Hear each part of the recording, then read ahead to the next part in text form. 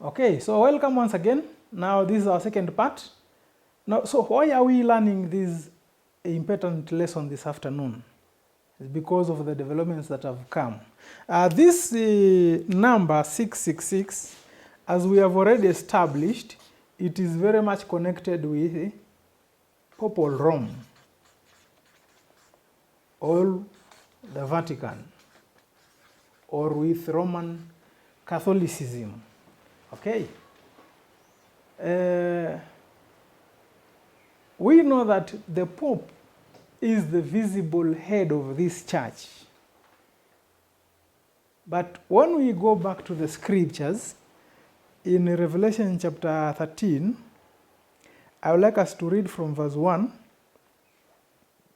And I stood upon the sand of the sea and saw a beast rise up out of the sea, having 7 heads and 10 horns, and upon his horns 10 crowns, and upon his heads the name of blasphemy. And the beast which I saw was like unto a leopard, and his feet were as the feet of a bear, and his mouth as the mouth of a lion. And the dragon gave him his power and his seat and a great authority. As we have seen already, there is a connection between the number 666 and Rome. But here now we are introduced, a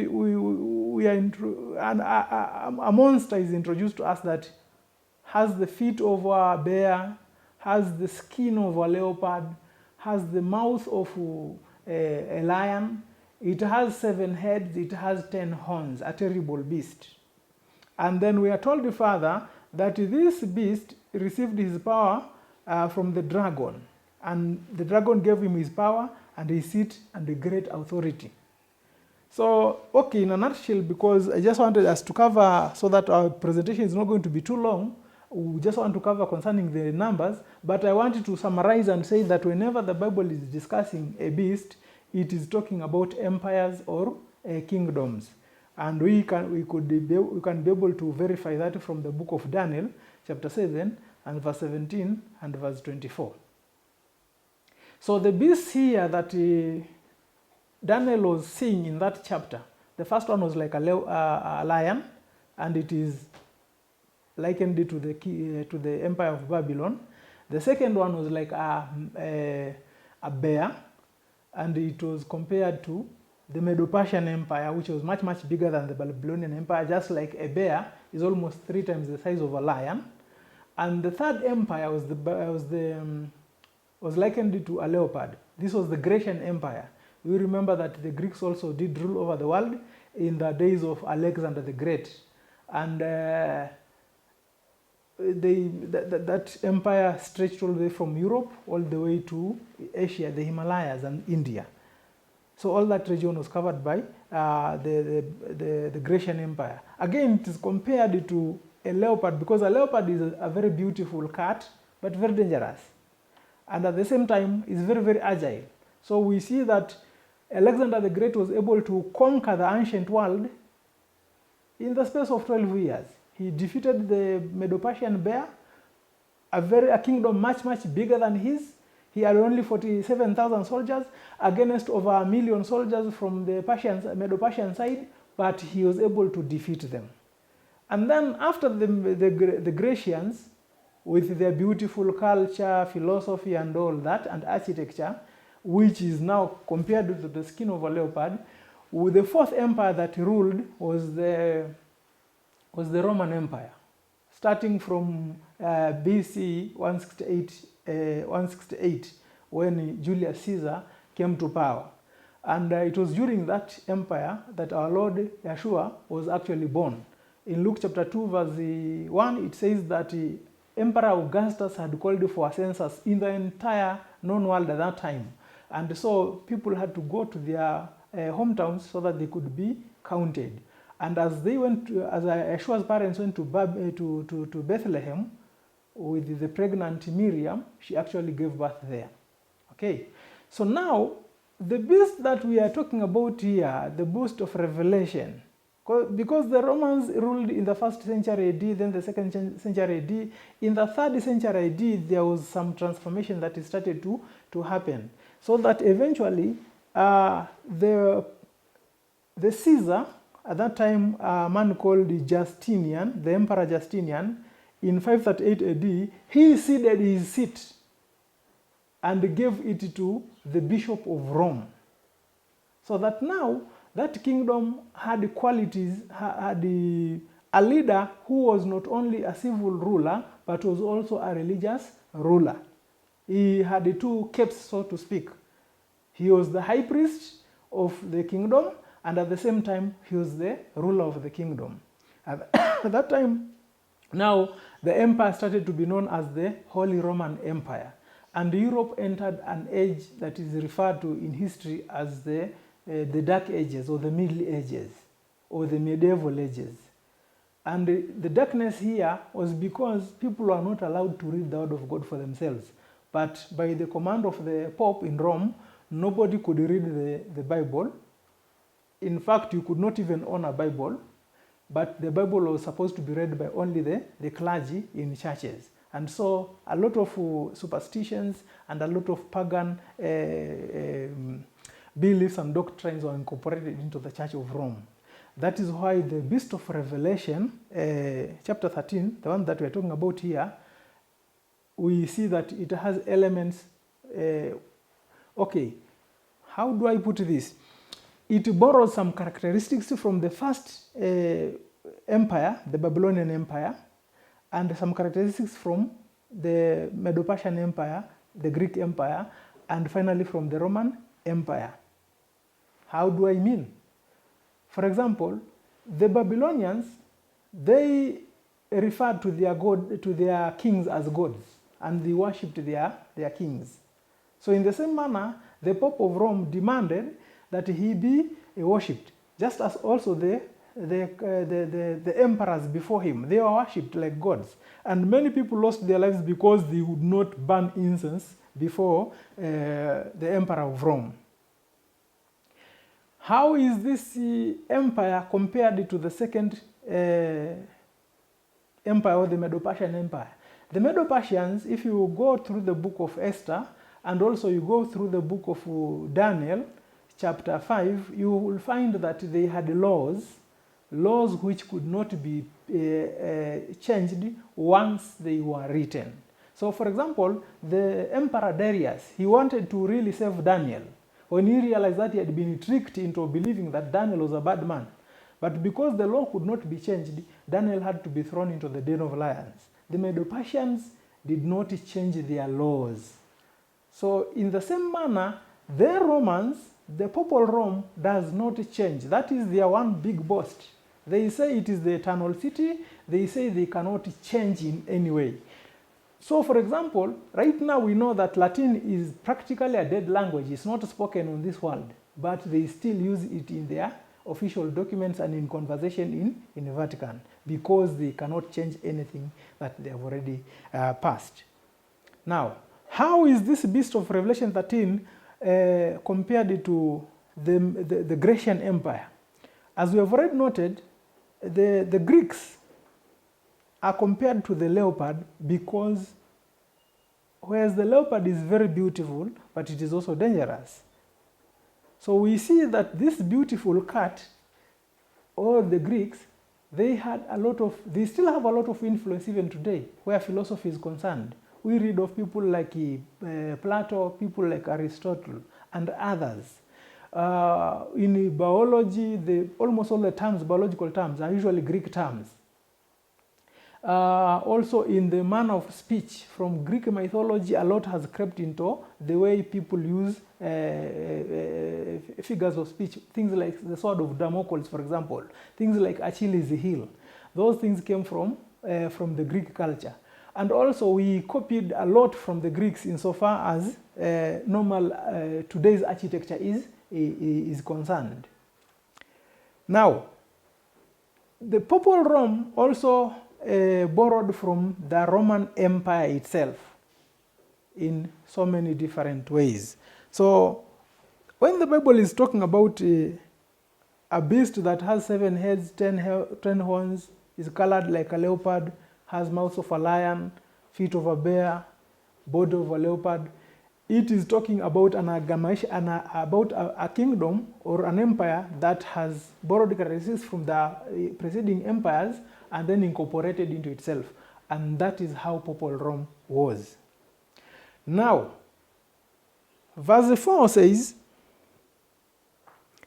and they worshipped the dragon, which gave power unto the beast, and they worshipped the beast, saying, who is like the beast, who is able to make war against him. So another thing is introduced here.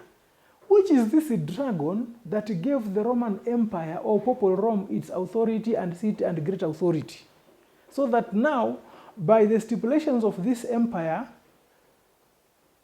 people would find themselves actually worshipping the dragon. Which is this dragon?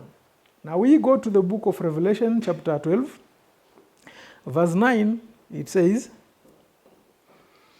and the great dragon was cast out, that old serpent, called the devil and Satan, which deceiveth the whole world. He was cast out into the earth, and his angels were cast out with him. So the dragon in question here is actually the devil himself. Okay, we can also confirm from the same book of Revelation, chapter 20 and verse 2, it says, and he laid hold on the dragon, that old serpent which is the devil and Satan, and bound him 1,000 years. So now let's go back to our lesson. Popol Vuh receives authority, receives the seat, and receives a lot of power from the devil. Okay? And so, by the things that are instituted by Popol Vuh for people to do here on earth, people actually find themselves worshipping the devil without knowing it. That's why it's very, very important here. So when we come back to our calculations, if the Pope is the visible head, then automatically Satan is the invisible head. Nobody sees him, so people go on worshiping him without even knowing that they are worshiping him, because he is invisible. Okay? So there is need for us to calculate the name of the devil and see whether really it tallies with what we are seeing here. Now, going to the Greek language, one of the names for the devil is Titan, of which now the anglicized version of this name, we have the word Titan, as in Titanic. You remember that ship that was built around 1912, and it did not complete even one voyage because it crashed somewhere in Middle Atlantic and almost everybody died. I don't know whether it was because they gave it this name, because Titanic, it means it is a ship that belongs to the devil. Huh? Maybe that is subject to research.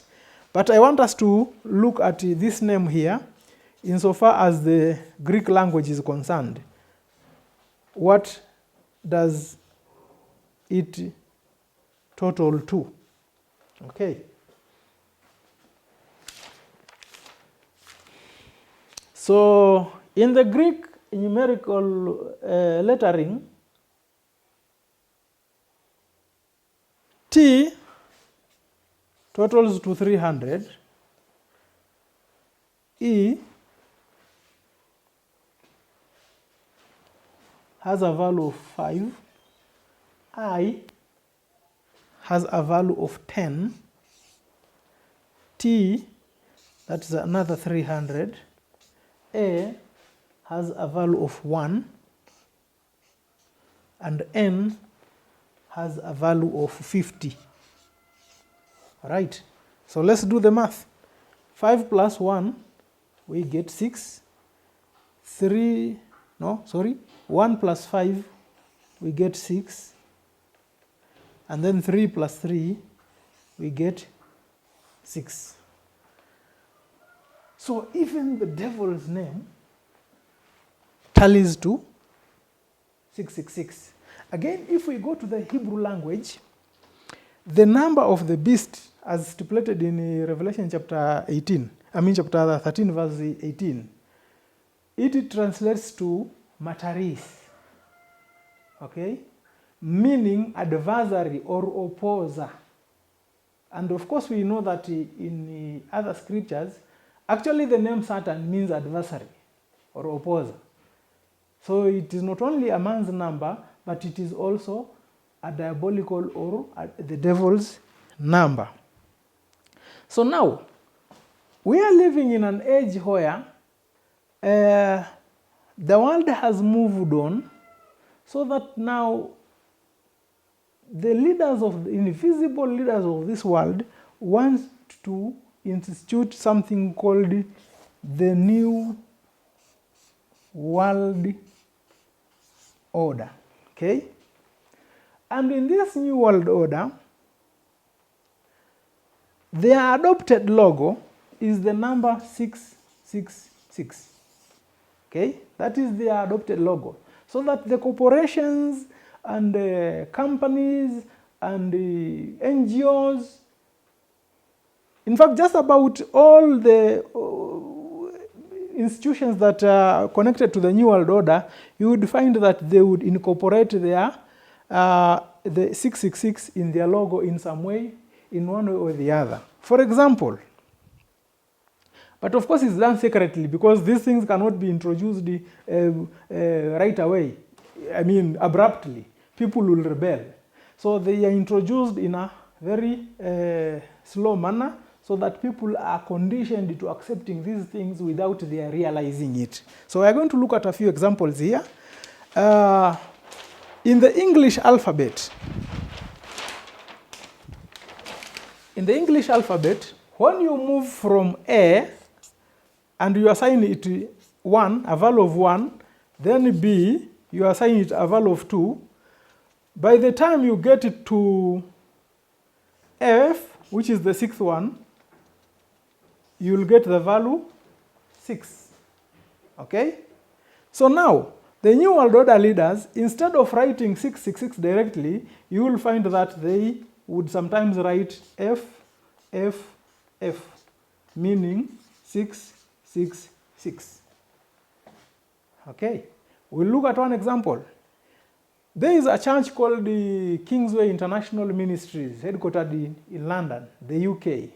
Their main pastor is a Nigerian called Matthew Ashmoloyo. This is how their logo looks like. Looks something like this.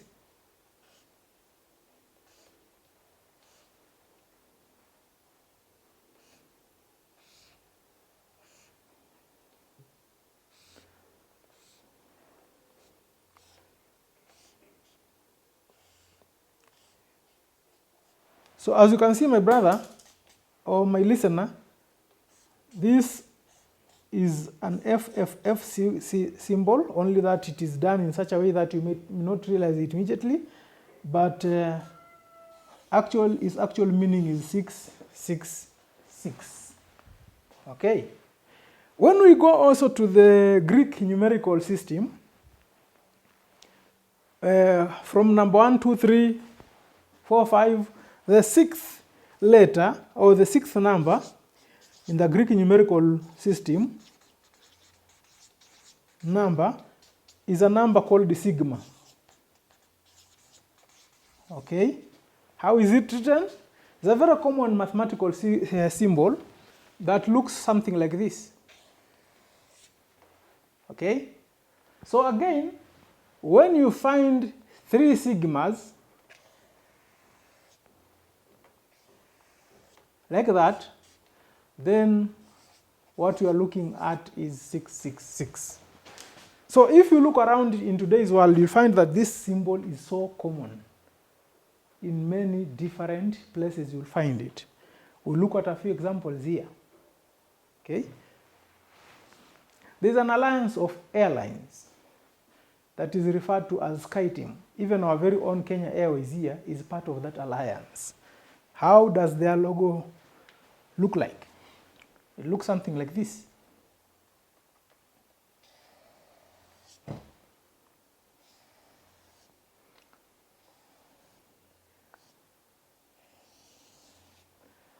Something like that, okay? And then the word SkyTeam is written Sky Team.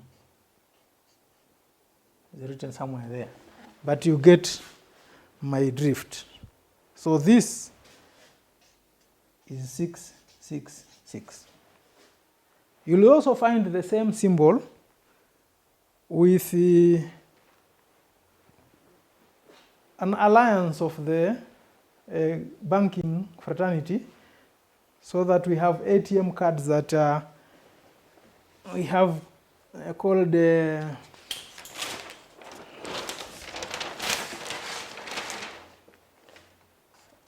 Ken switch system of ATMs in Kenya. You will find that their logo, it looks something like that.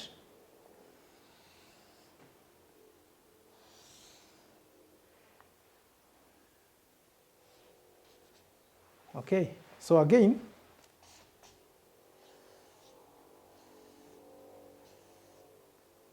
which goes to 666. Okay. When you look at the symbol of companies such as Magnet Ventures,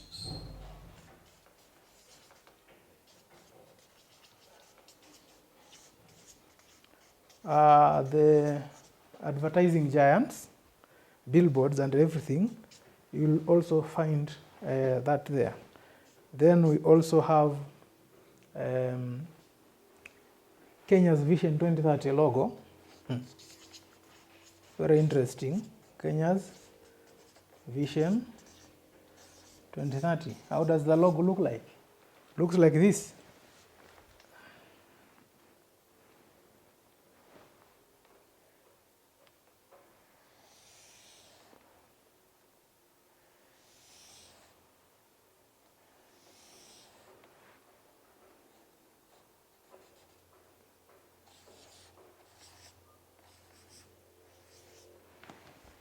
Okay.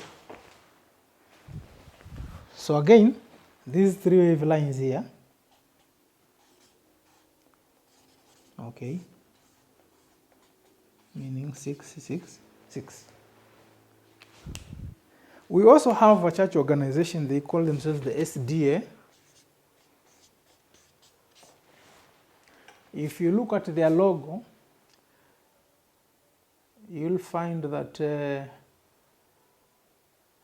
these wavy lines are there. Then there's a cross in between.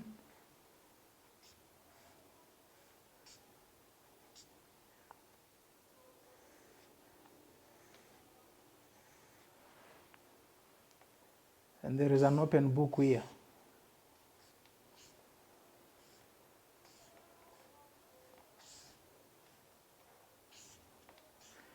Looks something like that. That's the SDA logo. So again,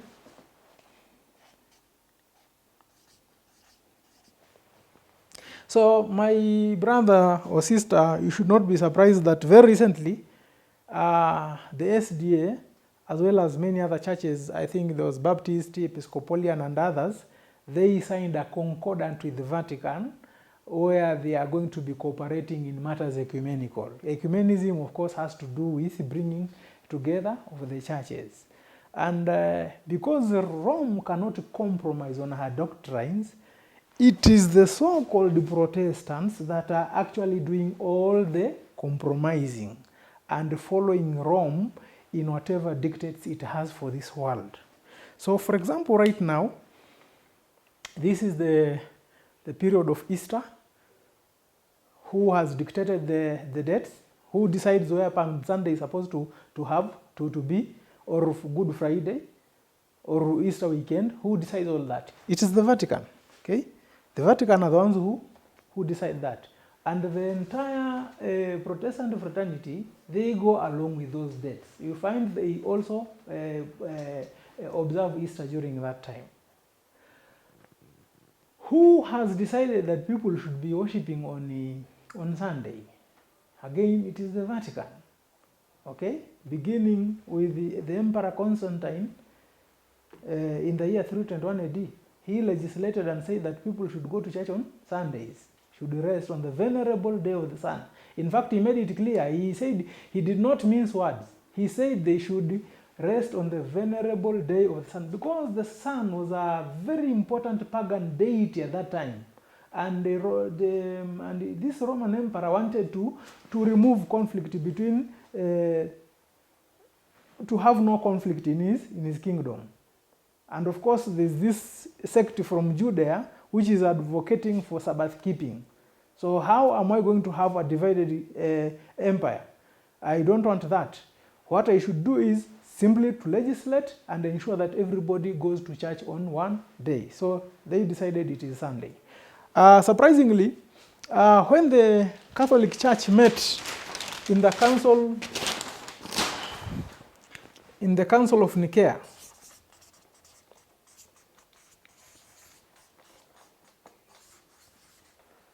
that is AD 325. They went along with what Constantine had done. They also met in another council, the Council of Laodicea. Again, that was 364 AD. They simply reinforced what had been decided in the previous council. And finally, they did meet in the Council of Trent. This took place from 1545 AD to 1563 AD. That is a meeting that lasted almost 17 years. What was being discussed in that meeting? A lot of things, some of which we are seeing now coming to happen now. This meeting is referred in some history books as the Counter-Reformation, because the Catholic system wanted to counter what the reformers, people like Hus, people like Wycliffe, people like Knox and others, and Luther, what they had done in trying to bring back people to the Bible instead of just siding with Rome in its doctrines. So there was a reformation. Now the Council of Trent was supposed to do away with that reformation. That's why it's called the Counter-Reformation. Sorry, it's called the Counter-Reformation in some books. So, okay, I would like us to leave it there for now, and then when we come back, we shall be able to deal with the final part. Why does this issue involve you today, and what is being planned, and what can you do as a man of God or a woman of God so that you can be able to escape receiving the mark of the beast and to be able to receive the seal of God Almighty and his sign, and be able to participate in the kingdom that is coming. Thank you very much.